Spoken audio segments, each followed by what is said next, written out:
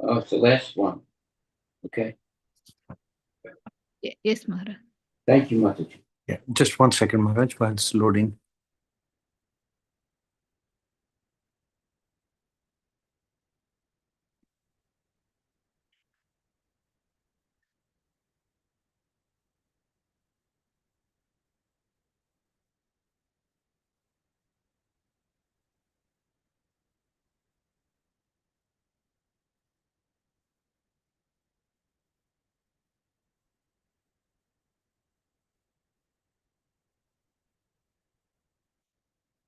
Okay, Maharaj.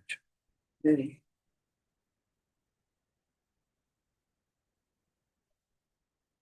Hare Krishna, my dear devotees. All glories to Srila Prabhupada. Ki Jai. Today we're hearing from Bhagavad Gita as it is, by His Divine Grace, A.C. Bhaktivedanta Swami Prabhupada. And we're reading Bhagavad Gita, chapter 12, and verse number 20. Is that correct, Mataji? Yes, Maharaj. Haribol. Haribo. So this text says, Ye tu dharam amritam idam yatok dam paryupasate shraddha dana mar parama bhaktaste eva me priya. Those who follow this imperishable path of devotional service and who completely engage themselves with faith, making me the supreme goal, are very, very dear to me. Purport by His Divine Grace, A.C. Bhaktivedanta Swami Prabhupada. In this chapter, from verse 2 through the end, from Maya Avesa Mano Yemam, fixing the mind on me, through to Ye tu Dharmam Ritam Idam, this religion of eternal engagement. The Supreme Lord has explained the process of transcendental service for approaching Him, meaning God, Krishna. Such processes are very dear to the Lord, and He accepts a person engaged in them. The question of who is better, one who is engaged in the path of impersonal Brahman, or one who is engaged in the personal service of the Supreme Personality of Godhead, was raised by Arjuna. And he asked this question. And the Lord replied to him so explicitly that there is no doubt that devotional service to the personality of Godhead is the best of all processes of spiritual realization. Okay, that's absolutely final. In other words, in this chapter, it is decided that through good association, one develops attachment for pure devotional service and thereby accepts a bona fide spiritual master, and from him begins to hear and chant and observe the regulative principles of devotional service with faith, attachment, and devotion, and thus becomes engaged in the transcendental service of the Lord. This path is recommended in this chapter. Therefore, there is no doubt that devotional service to the only absolute path is the only absolute path for self-realization, for the attainment of the Supreme Personality of Godhead. The impersonal conception of the Supreme Absolute Truth, as described in this chapter, is recommended only up to the time one surrenders himself for self-realization. In other words, as long as one does not have the chance to associate with a pure devotee, the impersonal conception may be beneficial. In the impersonal conception of the absolute truth, one works without fruitive result, meditates and cultivates knowledge to understand spirit and matter. This is necessary as long as one is not in the association of a pure devotee. Fortunately, if one develops directly a desire to engage in Krishna consciousness in pure devotional service, he does not need to undergo step by step improvements in spiritual realization. Devotional service, as described in the middle 6 chapters of Bhagavad Gita, is more congenial, meaning more happily done. One need not bother about materials to keep body and soul together, because by the grace of the Lord, everything is carried out automatically. Thus end the Bhaktivedanta purports to the 12th chapter of the Srimad Bhagavad Gita in the matter of devotional service. Are there any questions? Our takeaway today is the following. Devotional service is the only path for self-realization. This is in the middle of the purport. It says that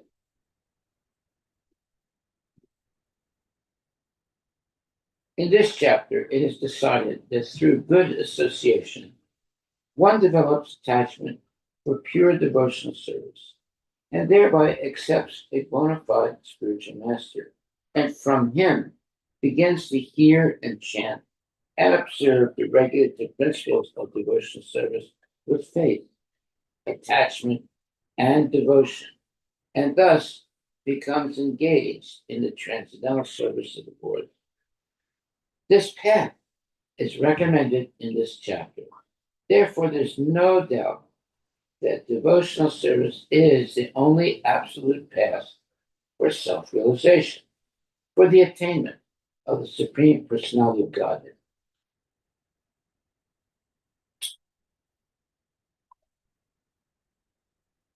Okay, that's wonderful statements. And also it says, fortunately, if one develops directly a desire to engage in Krishna consciousness in pure devotional service, he does not need to undergo step-by-step improvements in spiritual realization. Devotional service, as described in the middle 6 chapters of Bhagavad Gita, is more congenial, it's more happily done. One need not bother about materials to keep body and soul together, because by the grace of the Lord, everything is carried out automatically. Thus end the Bhaktivedanta purports to the 12th chapter of the Srimad Bhagavad Gita in the matter of devotional service. So, our takeaway today is devotional service is the only path for self-realization. Okay, that's a wonderful statement. Devotional service is the only path for self-realization. Okay, are there any questions?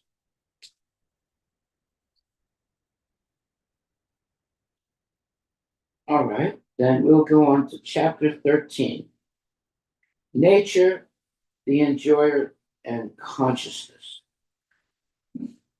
Text 1 and 2. Arjuna Uvacha.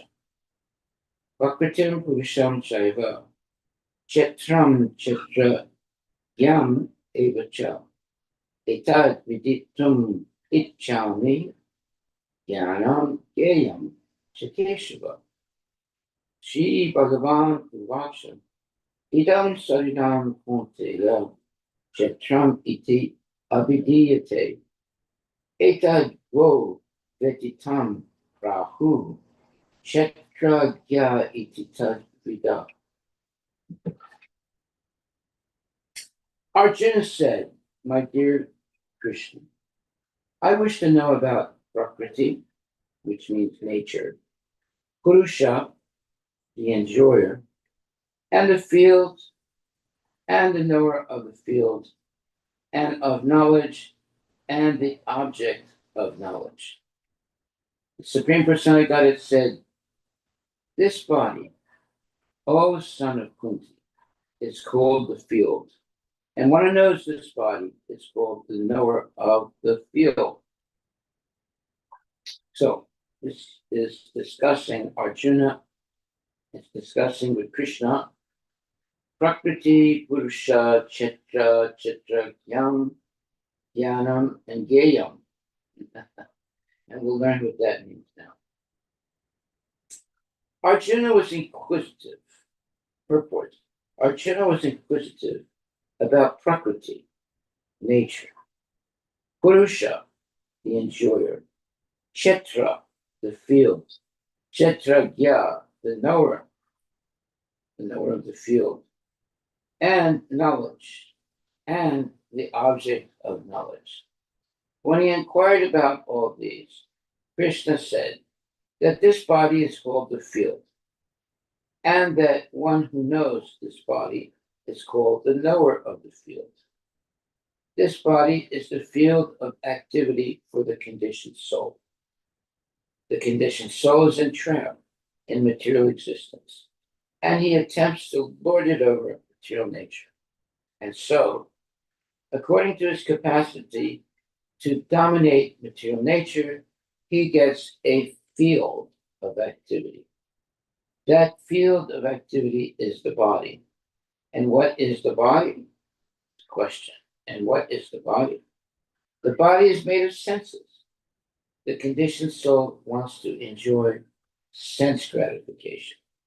And according to his capacity to enjoy sense gratification, he is offered a body or field of activity. Therefore, the body is called Kshetra, or the field of activity for the conditioned soul. Now, the person who should not identify himself with the body is the Kshetragya, the knower of the field. It is not very difficult to understand the difference between the field and its knower, the body and the knower of the body. Any person can consider that from childhood to old age, he undergoes so many changes of body, and yet is still one person remaining.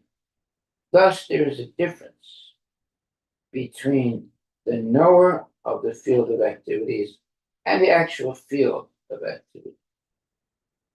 A living conditioned soul can thus understand that he is different from the body.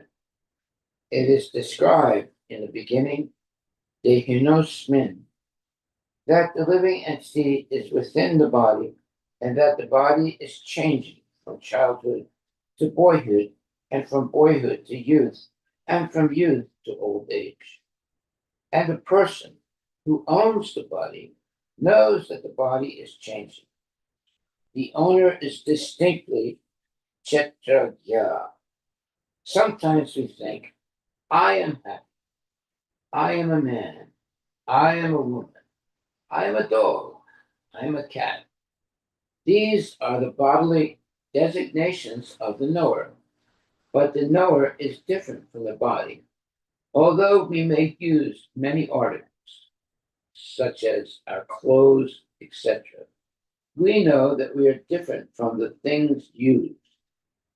Similarly, we also understand by a little contemplation that we are different from the body. I or you or anyone else who owns the body is called Kshetragya, the knower of the field of activities, meaning the knower of the body.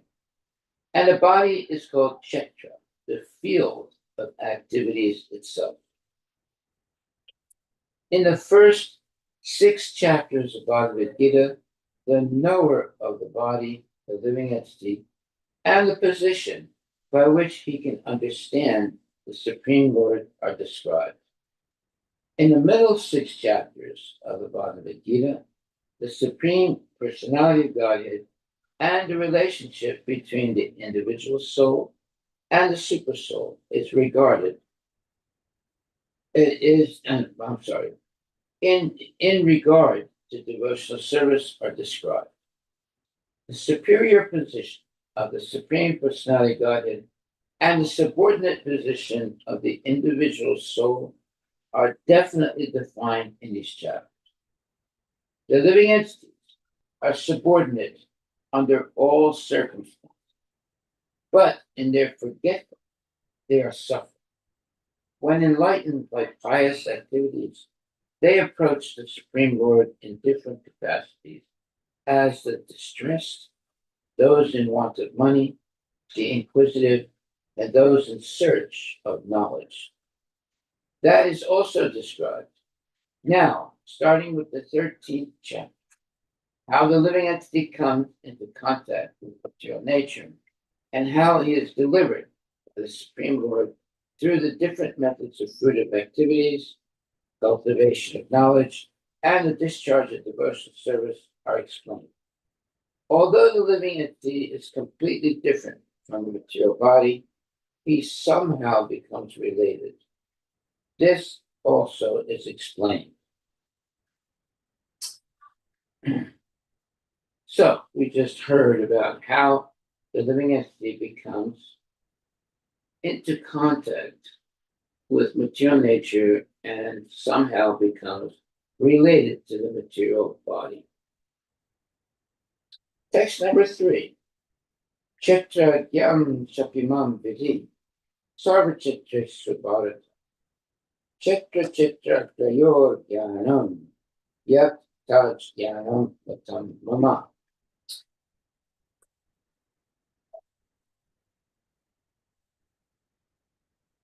O scion of Bharata, you should understand that I am also the knower in all bodies. And to understand this body and its knower is called knowledge. That is my opinion. Well, Krishna is the knower of all bodies, and the individual soul has knowledge of his own body. And Krishna is present in the body of everyone, so he is the super knower of every body. And he's also the individual knower of the living entity. Purport by Srila Prabhupada. While discussing the subject of the body and the knower of the body, the soul and the super soul, we shall find 3 different topics of study: the Lord, the living entity, and matter.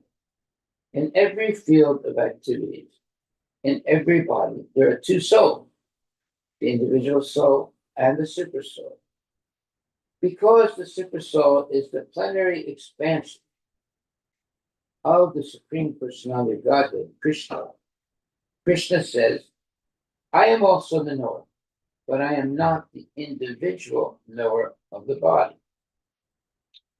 I am the super knower. I am present in everybody as the Paramatma, or the super soul.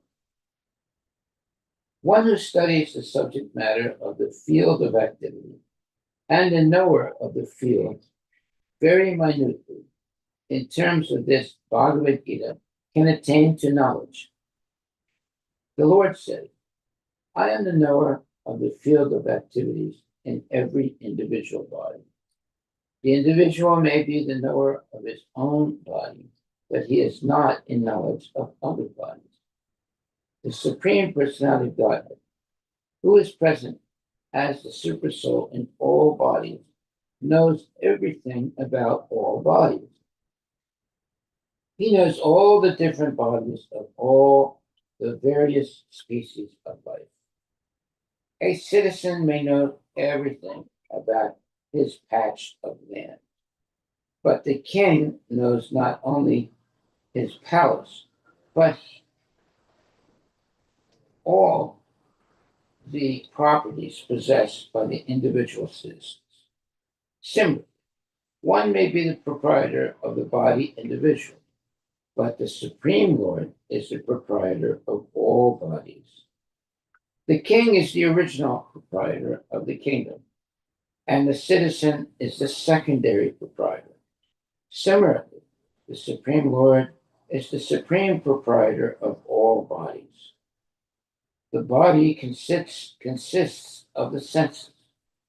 The Supreme Lord is Rishikesha, which means the controller of the senses. He is the original controller of the senses, just as the king is the original controller of all the activities of the state. The citizens are secondary controllers. The Lord says, I am also the knower. This means that he is the super knower. The individual soul knows only his particular body. In the Vedic literature, it is stated as follows: Kshetrani hi sarirani bijam chapi subasube taniveti sa yogatma tata chetra gya uchate. This body is called the Chetra, and within it dwells the owner of the body and the Supreme Lord, who knows both the body and the owner of the body. Therefore, he, meaning Krishna, is called the knower of all fields. The distinction between the field of activities, the knower of activities, and the supreme knower of activities is described as follows. Perfect knowledge of the constitution of the body, the constitution of the individual soul, and the constitution of the supersoul is known in terms of Vedic literature as jnana. Well, jnana means knowledge. That is the opinion of Krishna. To understand both the soul and the supersoul,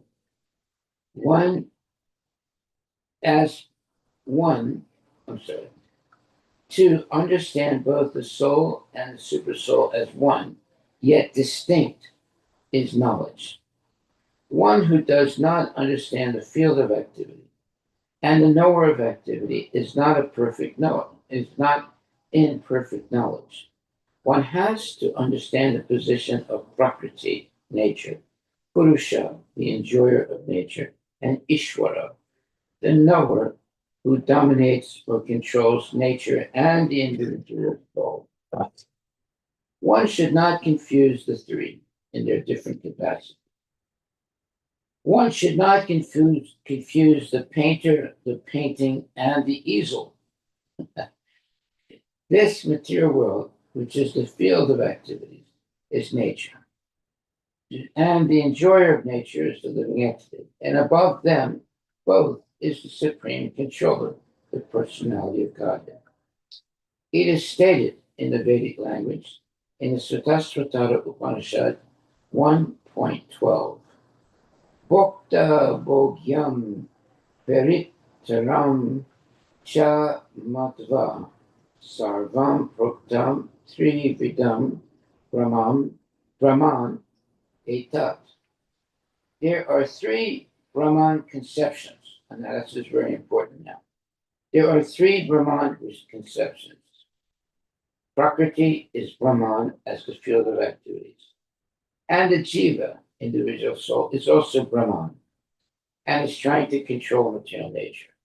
And the controller of both of them is also Brahman, but he is the factual controller. In this chapter, it will also be explained that out of the two knowers, one is fallible, meaning one who is capable of making mistakes, and the other is infallible, never making mistakes. One is superior and the other is subordinate. One who understands the two knowers of the field to be one and the same contradicts the Supreme Personality of Godhead. Yeah, there's Krishna. Krishna is never a mundane person. and there is the mundane person. One who understands the two knowers of the field to be one and the same contradicts the Supreme Personality of Godhead, who states here very clearly, I am also the knower of the field of activity. One who misunderstands a rope to be a serpent is not in knowledge. There are different kinds of body, and there are different owners of the body. Because each individual soul has his individual capacity for lording it over material nature, there are different bodies, but the Supreme also is present in them as the controller. That's Paramatma. The word Cha is significant, for it indicates the total number of bodies. That is the opinion of Srila Baladeva Vidyabhusana. Krishna is the Supreme, is the super soul. Krishna is the super soul, present in each and every body, apart from the individual soul. And Krishna explicitly says here that the super soul is the controller of both the field of activities and the finite enjoyer, the living entity. Text number 4. Now please hear my brief description of this field of activity and how it is constituted, what its changes are, whence it is produced, who that knower of the field of activities is, and what his influences are. Purport by His Divine Grace, A.C. Bhaktivedanta Swami Prabhupada. The Lord is describing the field of activity and the knower of the field of activity in their constitutional positions. One has to know how this body is constituted, the materials of which this body is made, under whose control this body is working, how the changes are taking place, wherefrom the changes are coming, what causes are, what the causes are, what the reasons are, what the ultimate goal of the individual soul is, and what the actual form of the individual soul is. One should know also,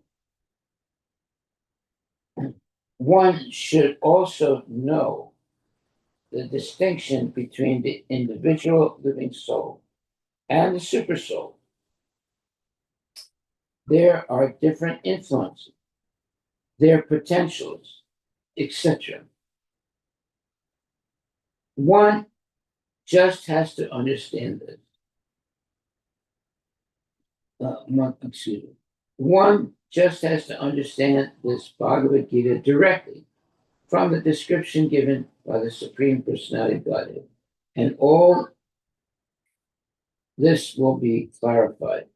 But one should be careful not to consider the Supreme Personality of Godhead and everybody to be one with the individual soul, the Jiva.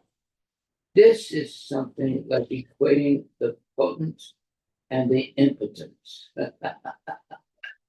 That's a nice statement. The potent and the impotent. Text 5. Rishabir Bahuda Itam Chandobir Vividaya Pritak Rama Sutra Padaischaiva Hetumadbir Visin Vini Chittai. That knowledge of the field of activity and of the knower of the activities is described by various sages in various Vedic writings. It is especially presented in Vedanta Sutra with all reasoning as to cause and effect. So we are reading chapter 13, text number 5. Purport by Srila Prabhupada. The Supreme Personality Godhead Krishna is the highest authority in explaining this knowledge. Still, as a matter of course, learned scholars and standard authorities always give evidence from previous authority. Krishna is explaining this most controversial point regarding the duality and non-duality of the soul and the supersoul by referring to a scripture, the Vedanta, which is accepted as authority. First, he says, this is according to different sages. As far as the sages are concerned, besides himself, Vyasadeva, the author of the Vedanta Sutra, is a great sage, and in the Vedanta Sutra, duality is perfectly explained. And Vyasadeva's father, Parasara, is also a great sage, and he writes in his books of religiosity, Aham Tvam Cha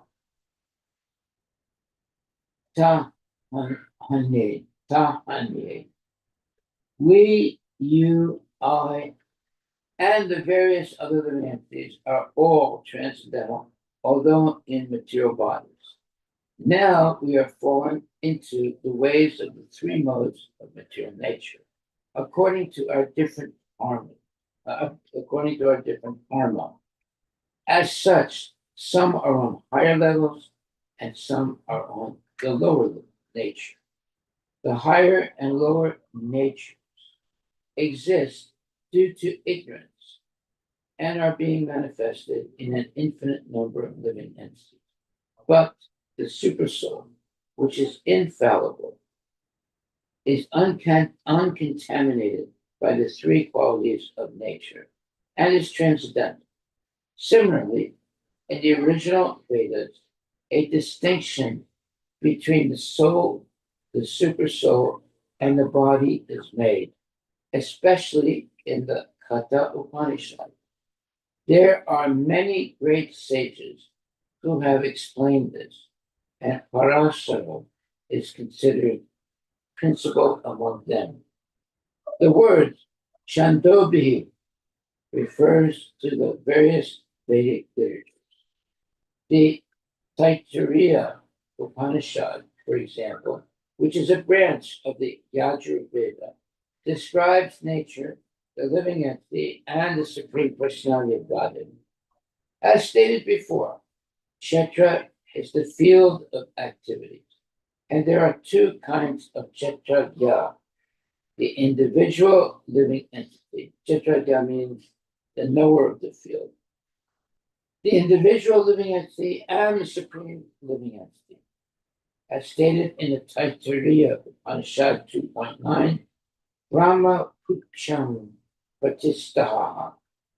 There is a manifestation of the Supreme Lord's energy known as Anamaya, dependence upon food for existence. This is a materialistic realization of the Supreme. Then, in Prana Maya, after realizing the Supreme Absolute Truth in food, one can realize the Absolute Truth in the living symptoms or life forms. In Jnana Maya, realization extends beyond the living symptoms to the point of thinking, feeling, and willing. Then there is Brahman realization, called Vijnana Maya, in which the living entity's mind and life symptoms are distinguished from the living entity himself. The next and supreme stage is Anandamaya, realization of the all blissful nature. Thus, there are 5 stages of Brahman realization, which are called Brahma Pucham. Out of these, the first 3, Anamaya, Pranamaya, and Jnanamaya, involve the fields of activities of the living entity. Transcendental to all these fields of activities is the Supreme Lord, who is called Anandamaya. The Vedanta Sutra also describes the Supreme by saying, Anandamaya Vyasat. The Supreme Personality of Godhead is by nature full of joy. To enjoy his transcendental bliss, he expands into Vijnanamaya and Pranamaya, Jnanamaya and Anamaya.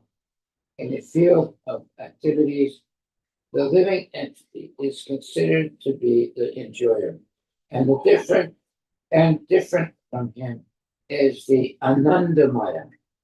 This means that if the living entity decides to enjoy in dovetailing himself with the Anandamaya, then he becomes perfect. This is the real picture of the Supreme Lord as the supreme knower of the field, the living entity as the subordinate knower, and the nature of the field of activities. One has to search for this truth in the Vedanta Sutra or Brahma Sutra. It is mentioned here that the codes of the Brahma Sutra are very nicely arranged according to cause and effect. Some of the sutras or aphorisms are na viyad asrute 2.3.2, natma shrute 2.3.18, and parat to touch shrute 2.3.40. The first aphorism indicates the field of activity. The second indicates the living entity, and the third indicates the Supreme Lord, the summum bonum among all the manifestations of various entities. Hare Krishna, Krishna Krishna, Hare Hare, Hare Rama, Rama Rama, Hare Hare. We will stop right there. Are there any questions?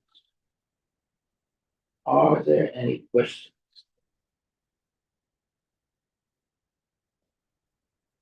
We covered a lot of information here. Hare Krishna Maharaj. Yes, Hare I'd Krishna. like to ask one question. Yes. Let's see here in text 3, it says one has to understand the position of Prakriti nature, Purusha, and the Isvara.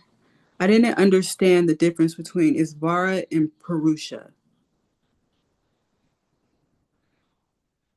Okay, 1 second. Second.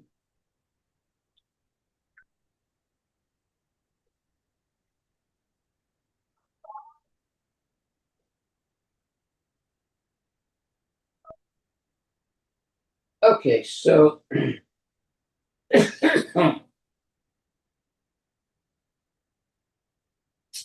one who, excuse me, one who does not understand the field of activity and the knower of activity is not in perfect knowledge. One has to understand the position of Prakriti, nature, excuse me, Purusha, the enjoyer of nature, and Ishvara, the knower who dominates or controls nature and the individual soul. One should not confuse the three in their different capacities. One should not confuse the painter, the painting, and the easel.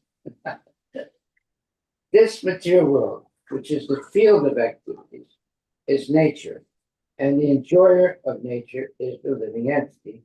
And above them both is the supreme controller, the personality of Godhead. Is this what you're asking? Yes, Maharaj. When it says here, the Isvara is the knower who dominates or controls nature and the individual soul.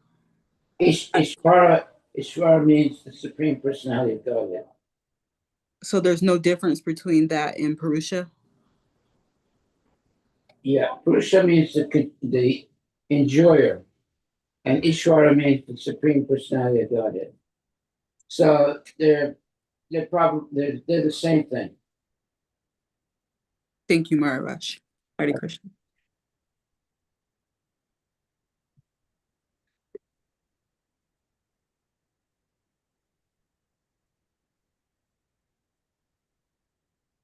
Okay, it says here, one has to understand the position of Prakriti, nature, Purusha, the enjoyer of nature, and Ishvara, the knower. So, I'm I'm gonna say that I made a mistake here. Prakriti is nature, Purusha is the enjoyer of nature, that's the living entity. And Ishvara, the knower who dominates or controls nature and the individual soul, is Krishna. So I made a mistake. There's nature, there's the enjoyer of nature, and that is the living entity. And there is the knower who dominates or controls nature and the individual soul, that is God or Krishna. That is Krishna. Yes. One should not confuse the three in a different capacity. So I confused the three, but no. Now it's clear. You have Prakriti, which is nature. Purusha is the enjoyer of nature, that's the living entity. And Ishvara is the knower who dominates or controls nature and the individual soul, that means God. Okay? Okay, so Purusha is the living entity. Got it. Okay. Yes. Yes. Got it. Hare Krishna. Hare Krishna. Thank you very much for that question, Mataji. Hare Krishna. Yeah. Any other question?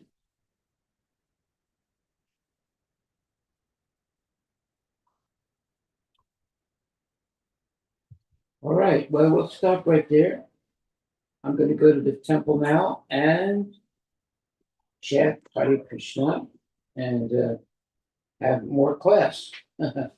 Haribol. Haribol.